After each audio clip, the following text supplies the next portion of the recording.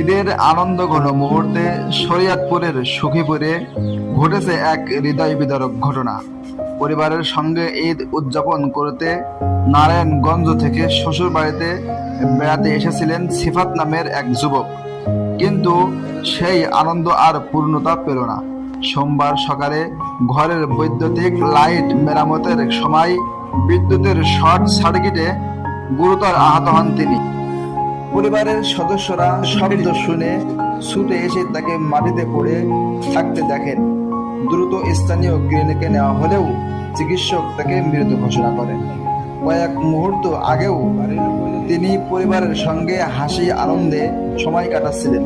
মুহূর্তের মধ্যেই তার নিথর দেহ ঘিরে শুরু হয় স্বজনদের আহাজারি। ঈদের আনন্দ শোকে পরিণত হওয়ায় এলাকায় নেমে এসেছে বিষাদের ছায়া। স্বজনদের কান্নায় ভারী হয়ে উঠেছে পুরো পরিবেশ।